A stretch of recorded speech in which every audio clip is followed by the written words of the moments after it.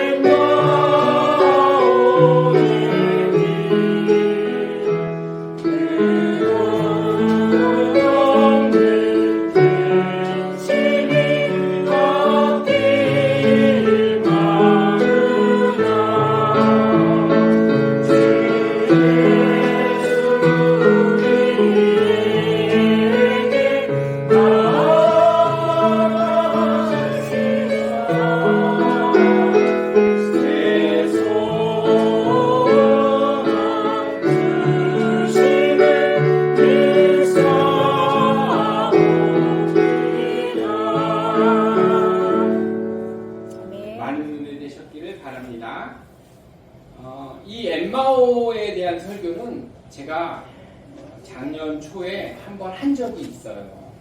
근데 기억하시는 분이 많지가 않을 거예요.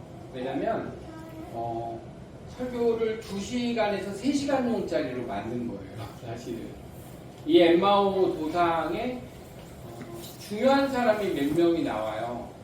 그 중에 한 사람은 오늘 본문에서 보면 누구냐면 글로바라는 사람, 글로바. 2명이 나오는데 혹자들은 글로바와 그 부인이라고 돼 있어요. 그러니까 이 사람의 시점으로 바라보는 엠마오예요. 글로바. 두 번째 설교는 어떤 설교냐면 예수님의 시점으로 바라보는 글로바와 그 두 사람. 세 번째 시점은 어떤 시점이냐면 그러면 그 엠마오 도상에서 성령님을 어떻게 만날 수 있냐라는 시점입니다. 근데 저는 처음에 글로바에 대한 시점에 대한 설교를 작년 초에 했어요.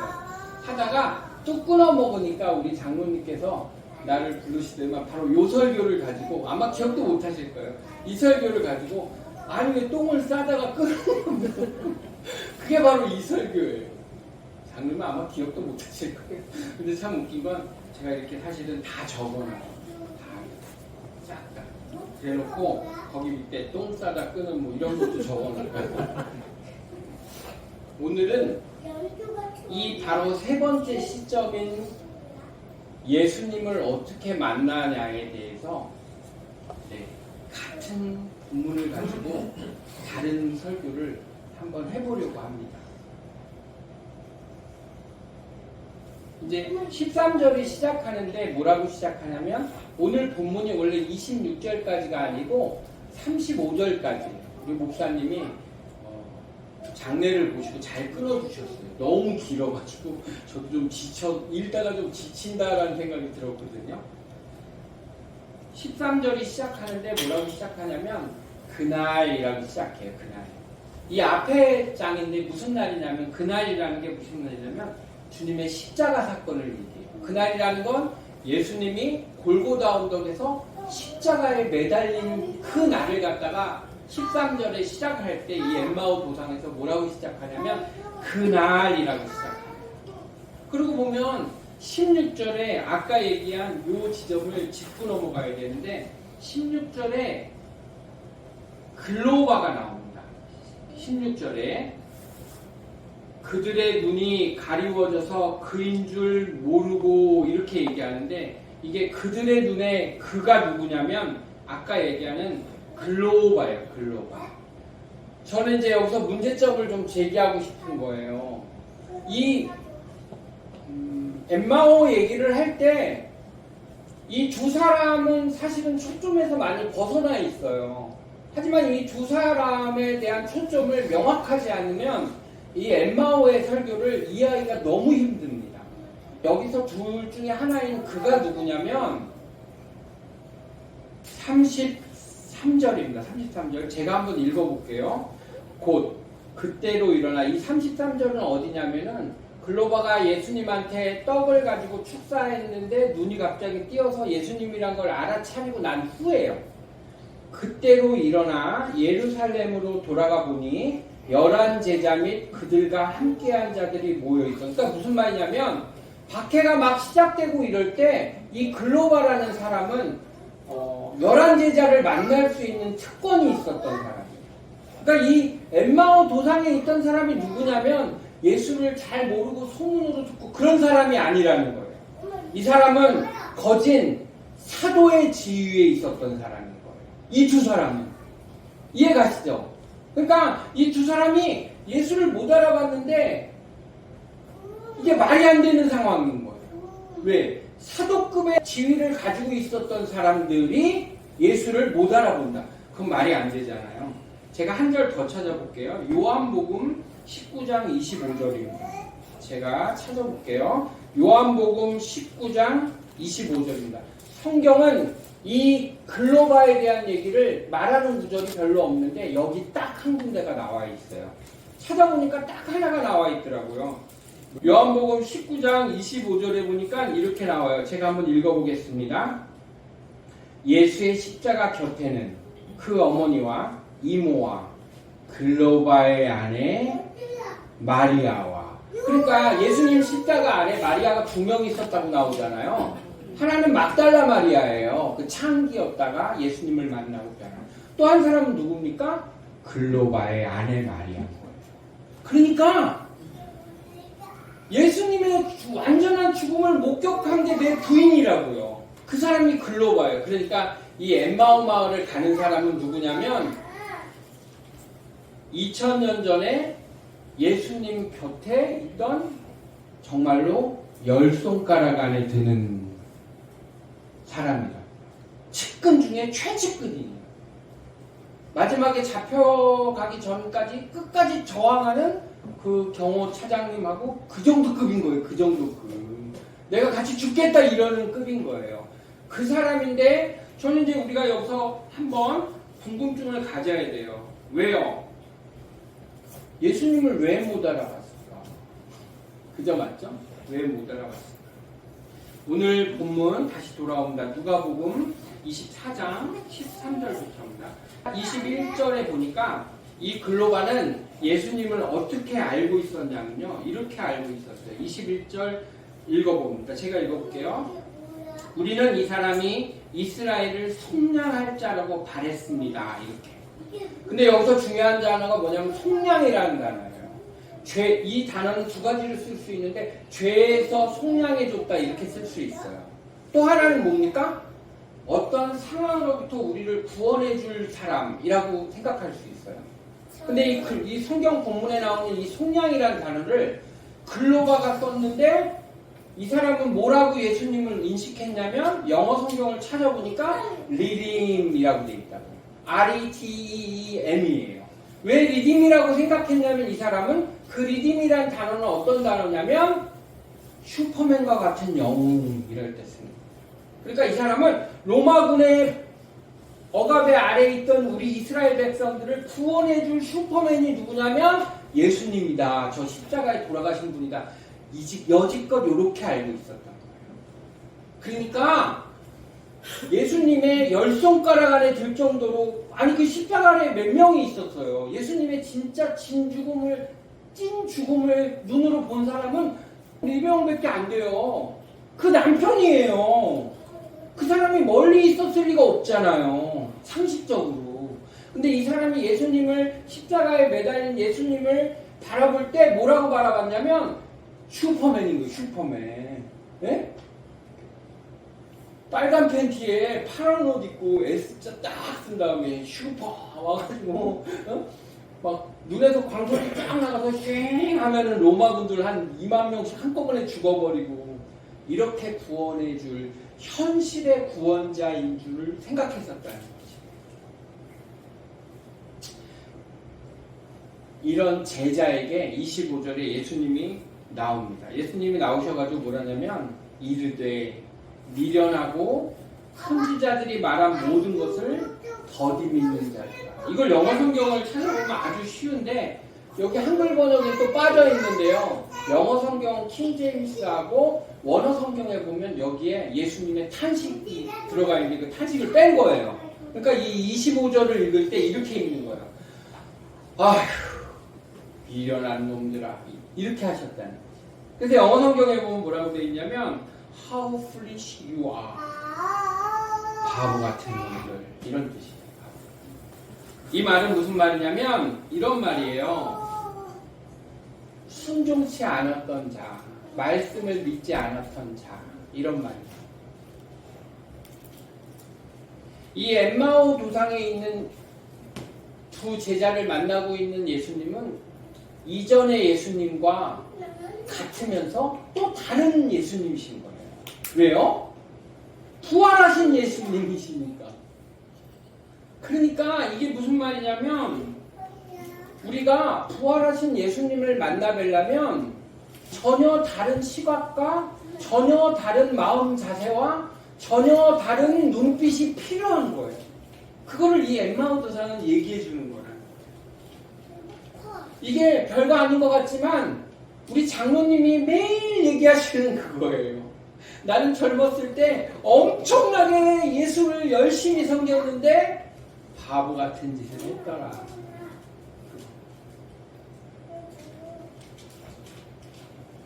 전혀 다른 의식과 전혀 다른 시각이 필요한 게 바로 이 엠마오 도상에서 얘기해주고 싶은 거라는 거예요. 글로바는 아까도 얘기했지만 굉장히 중요한 인물이에요.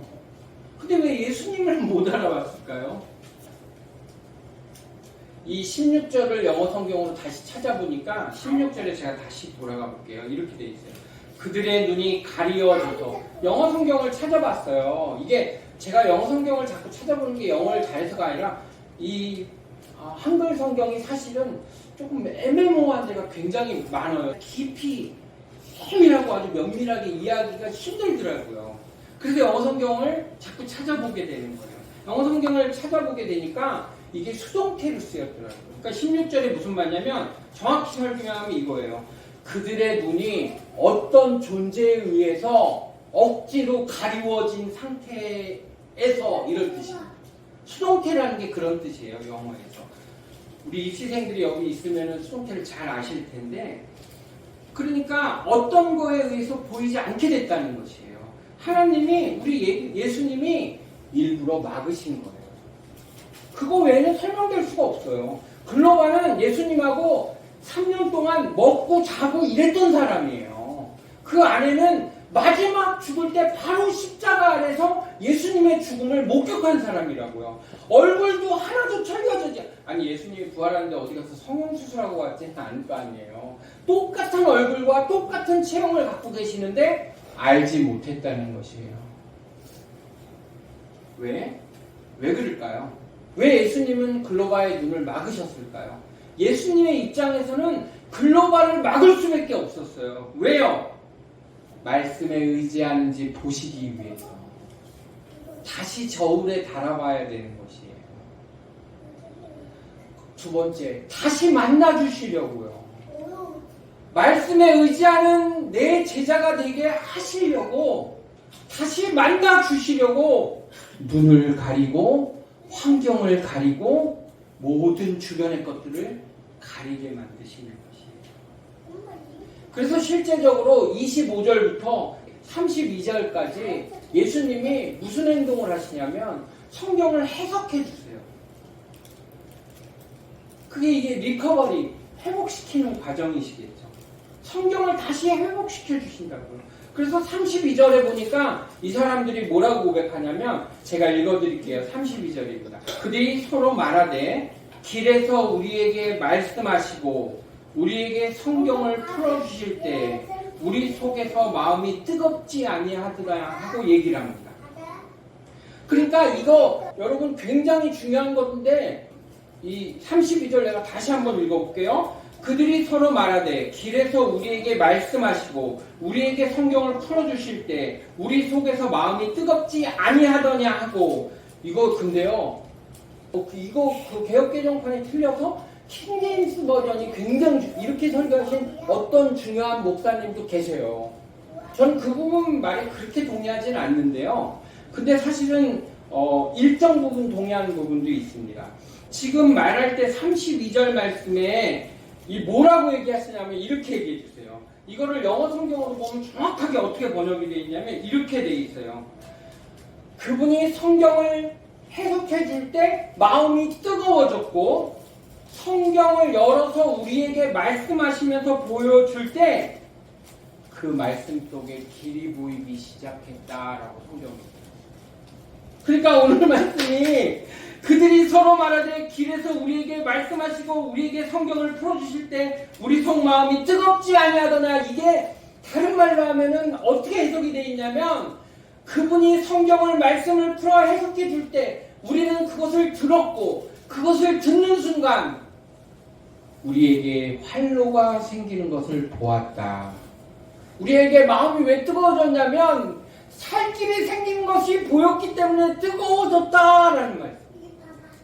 우리 예수님이 엠마오에서 글로바와 그의 부인인지 뭐 그의 아들인지 저는 잘 모르겠지만 그 두 분을 만날 때 왜 눈을 가리셨냐면 다시 시작해야 돼. 다시 시작해야 돼. 그 결과가 뭡니까? 살 길이 보였다.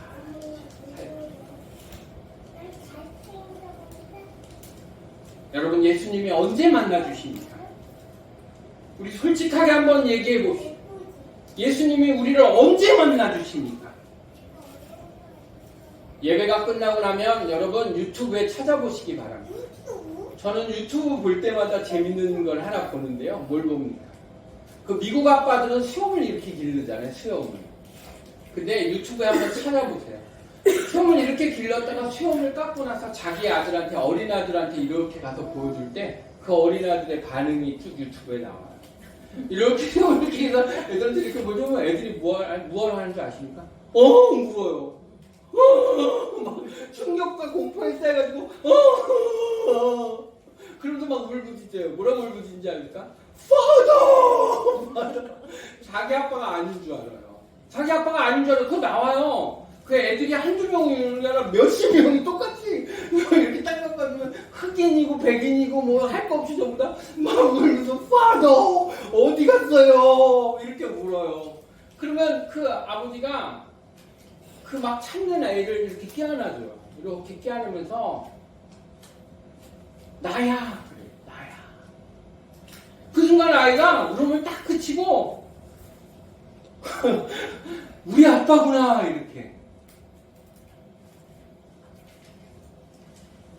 저한테 영향을 준 책을 두 권을 뽑으라면 하나는 철로역정이고 하나는 천국의 열쇠라는 책입니다. 저는 기독교 고전 중에서 두 책을 가장 사랑했고 철로역정 같은 경우에는 천국으로 만들기 위해서 책을 다 찢어가지고 그 책 한 권을 다 필사본으로 이야기체로 제가 바꿔본 적도 있습니다. 지금도 집에 있습니다. 거진 많이 외웠죠. 이 천하역정에 보면 여러분 두 1부와 2부로 나눠져 있어요. 다 읽으셨으니까. 1부는 뭐냐면 그 부인이 꽃향기를 맡으면서 천국길에 가는 겁니다. 2부는 어떤 거냐면 그 남편이 부인을 찾으러 천국길에 가는 동안 아주 고생을 하면서 가는 거예요. 아주 속된 말로 꽤 고생을 하면서 멍멍이 고생을 하면서 가는 겁니다. 이 천국의 열쇠에 두 명의 핵심 인물이 나오는데 하나는 주교예요. 주교. 대주교. 교황의 지위에 있는 사람이에요. 친구인데.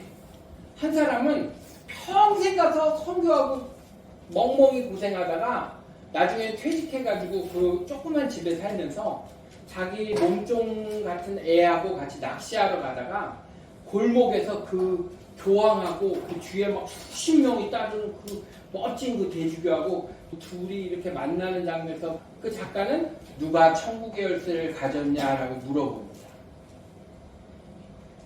이 두 책의 공통점이 뭔지 아십니까? 이 두 책의 공통점이 예수를 어떻게 만날 수 있냐를 알아주는 거예요. 이 두 책의 공통점. 아까 얘기한 수염을 깎는 미국 아버지들의 얘기도 같은 공통점입니다. 어린아이와 같은 신앙이 있어야지 여러분 예수를 만날 수 있어요. 어린아이와 같은 신앙은 여러분 뭡니까? 지금 우리의 모습들을 보십시오. 우리 교회는 설교하기가 참 쉽지가 않은 교회예요. 만약에 청년이 많은 교회라면 막 영어를 섞어가면서 세상 일들을 막 얘기하면서 막 재밌게 할 수도 있어요. 근데 우리 교회는 그렇지 않아요. 왜? 사실 우리 저 뒤에 있는 집사님의 아들과 제후 둘을 빼면요 평균 나이가 60대. 교회 평균 나이가 60대라고요. 몸도 마음도 늙었고 때가 묵을 때는 묵었다는 뜻이에요. 다 내려놓아야 돼요. 저는 이 교회 다니면서 5년 동안 테레비를 달았고 또 테레비를 다는 동안 목사라는 얘기도 요즘도 맨날 합니다. 요즘은 딴 일을 좀 합니다. 번역을 제가 좀 하거든요. 원래 했었고 그래서 그 일을 하는데 그 테레비를 달 동안 목사라고 얘기하고 그러죠. 왜 그런 줄 아십니까? 극한까지 저를 밀어붙여 보고 싶었기 때문에 극단적인 상황까지 계속 밀어붙여 보고 싶었어요. 다른 말로 하면 내 자신을 계속 내려보고 싶었기 때문입니다. 여러분 모든 걸 버려야지 예수님을 만날 수 있습니다. 모든 걸 버려야 돼요. 부모도 버려야 되고 자식도 버려야 되고 내 돈도 버려야 되고 내가 가진 모든 것도 버려야 돼요. 그 마지막 지점에서 예수님을 만날 수 있습니다. 분명합니다. 그분은 항상 우리에게 좁은 것을 원하십니다. 절대 넓고 절대 화려하고 원하지 않으십니다.